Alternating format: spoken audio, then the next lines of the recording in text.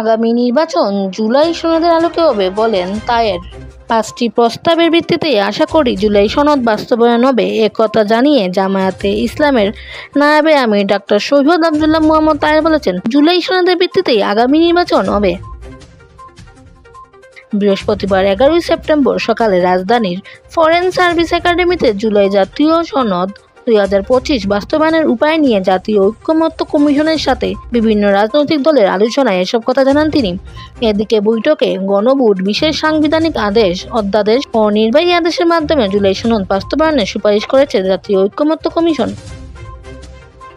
প্রস্তাবে বলা হয়, জুলাই সনদের সংবিধানের বিষয়গুলো বাস্তবায়নে দলগুলো বিভিন্ন প্রস্তাব দেয়।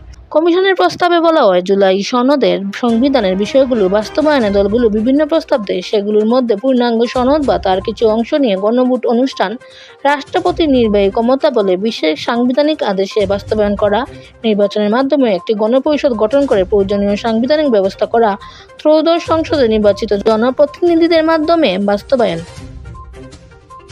সংসদকে সংবিধান সংস্কার সভা রূপে প্রতিষ্ঠিত করে সনদের বিষয়গুলো সংবিধানে অন্তর্ভুক্ত করা এবং সংবিধানের 106 অনুচ্ছেদ অনুযায়ী রাষ্ট্রপতির মাধ্যমে সুপ্রিম কোর্টের আপিল বিভাগের কাছে এই মর্মে মতামত চাওয়া যে অন্তর্বর্তী সরকার এ সনদ বাস্তবায়ন করতে পারবে কিনা।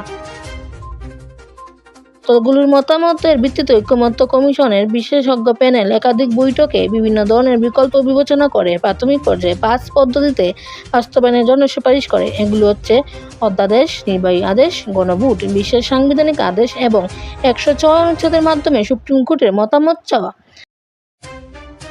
বিশেষ সাংবিধানিক আদেশের মাধ্যমে জুলাই সনদের বাস্তবায়ন চায় জামায়াতে ইসলামী। আদালতের মতামত নিয়ে আগামী সংসদ সংস্কার বাস্তবায়নে বাধ্য করবে এমন আইনের প্রস্তাব গণসংহতি আন্দোলনের। অন্যদিকে আগামী সংসদেই বাস্তবায়ন চায় বিপ্লবী ওয়ার্কার্স পার্টি। সালমা ইসলাম, দেশ 24 লাইভ, সিলেট।